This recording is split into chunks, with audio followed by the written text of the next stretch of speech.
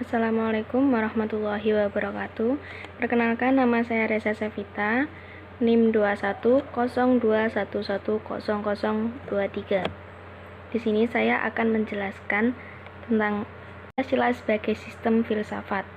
Definisi filsafat merupakan bentuk kata Arab, yaitu falsafah.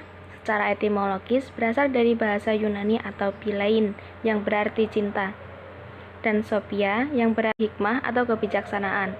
Jadi, filsafat secara etimologis berarti cinta kebijaksanaan. Pengertian filsafat. Jika kita lihat pengertian filsafat berdasarkan watak dan fungsinya sebagaimana yang dikemukakan Titus dan Nolan sebagai berikut. Formal.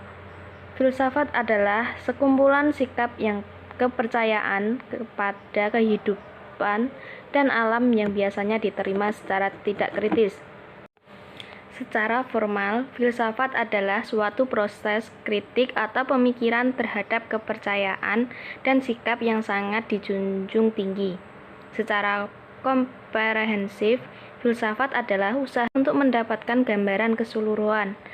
Menurut analisa linguistik, filsafat adalah analisa logis dan bahasa serta penjelasan tentang arti, kata, dan konsep. Aktual, fundamental.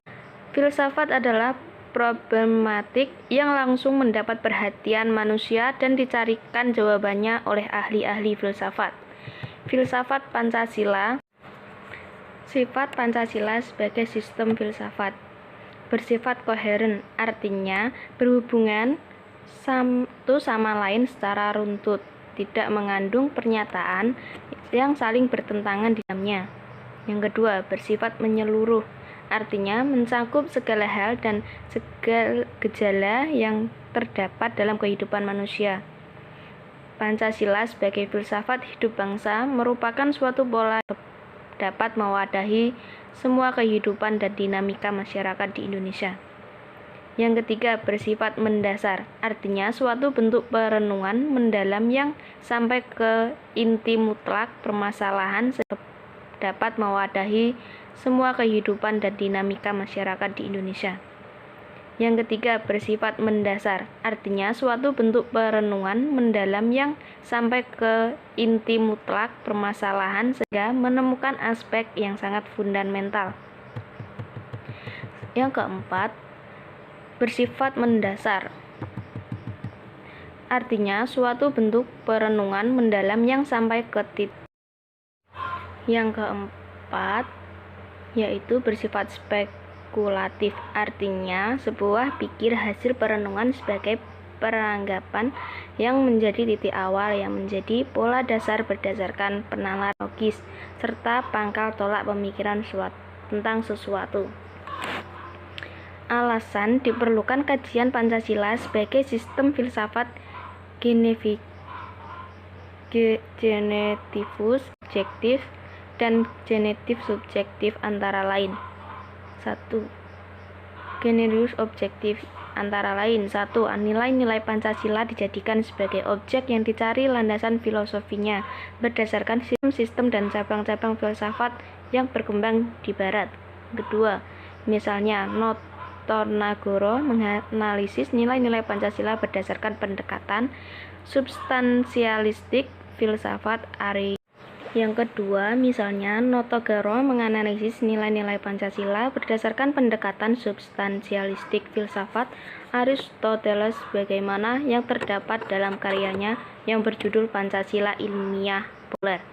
Yang ketiga, Drijarkarya menyoroti nilai-nilai Pancasila dari pendekatan eksistensialisme religius bagaimana yang diungkapkan dalam tulisan yang berjudul Pancasila dan Religi. Yang kedua, genetivus subjektif. Nilai Pancasila dipergunakan untuk mengkritis sebagai aliran filsafat yang berkembang untuk mengemukakan hal-hal yang sesuai dengan nilai-nilai Pancasila maupun untuk melihat nilai-nilai yang tidak sesuai dengan nilai-nilai Pancasila. Yang kedua, selain itu nilai-nilai Pancasila tidak dapat dipakai dasar bagi pembuatan peraturan perundang-undangan, tetapi juga nilai-nilai Pancasila harus mampu menjadi orientasi pelaksanaan sistem politik dan dasar bagi pembangunan nasional. Landasan ontologis Pancasila dibagi menjadi 3, yaitu landasan ontologis Pancasila artinya sebuah pemikiran filosofis atau ikat dan rasional. The entry sila-sila Pancasila sebagai dasar filosofi negara Indonesia. Yang kedua, ontologi membahas tentang hakikat yang paling dalam dari suatu yang ada, yaitu unsur yang paling umum dan bersifat abstrak, disebut juga dengan sistem substansi. Yang ketiga, menanya tentang proses terbentuknya prinsip-prinsip dan sila-sila Pancasila di dalam kehidupan. Landasan epistemologis Pancasila. 1. Istilah epistemologis terkait dengan sarana dan sumber pengetahuan atau knowledge. Yang kedua, epistemologi adalah cabang filsafat pengetahuan yang membahas tentang sifat dasar pengetahuan, kemungkinan, lingkup, dan dasar umum pengetahuan. Yang ketiga, landasan epistemologis Pancasila artinya nilai-nilai Pancasila dari pengalaman atau empiris bangsa Indonesia, kemudian disistematiskan menjadi sebuah pandangan yang komprehensif tentang kehidupan masyarakat berbangsa dan bernegara. Landasan aksiologis Pancasila. 1. Istilah atau aksiologis terkait dengan masalah nilai atau value menegaskan bahwa nilai itu merupakan kualitas yang tidak real karena nilai itu tidak ada untuk diri sendiri. Ia membutuhkan pengembangan untuk berada. Yang kedua, berdasarkan landas aksiologis Pancasila artinya nilai atau kualitas yang terkandung dalam sila Pancasila. Yang pertama, sila pertama mengandung kualitas monoteis, spiritual, kekudusan, dan sakral. Yang kedua, sila kemanusiaan mengandung nilai martabat, harga diri, kebebasan, dan bertanggung jawab. Yang ketiga, sila persatuan mengandung nilai solidaritas dan kesetiakawanan. Yang keempat, mengandung nilai demokratis, musyawarah, mufakat, dan berjiwa besar. Yang kelima, sila keadilan mengandung nilai kepedulian dan gotong royong. Esensi hakikat Pancasila sebagai sistem filsafat. 1. Hakikat sila kebutuhan terletak pada keyakinan bangsa Indonesia bahwa Tuhan sebagai prinsip utama dalam kehidupan semua makhluk. Yang kedua, hakikat sila kemanusiaan adalah manusia monopluralis yang terdiri atas 3 modus, yaitu susunan kodrat atau jiwa raga, sifat kodrat atau makhluk individualis sosial, kedudukan kodrat atau makhluk pribadi yang otonom, dan makhluk Tuhan dan notonagon. Yang ketiga, hakikat sila persatuan terkait dengan semangat kebangsaan. Rasa kebangsaan terwujud dalam bentuk cinta tanah air.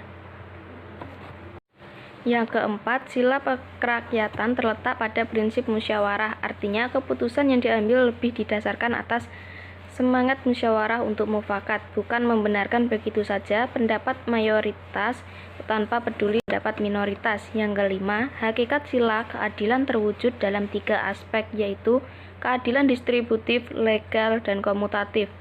Keadilan distributif adalah keadilan bersifat membagi dari negara kepada negara. Keadilan legal adalah kewajiban warga negara terhadap negara atau dinamakan keadilan bertaat. Keadilan komutatif adalah keadilan antara sesama warga negara. Urgensi Pancasila sebagai sistem filsafat.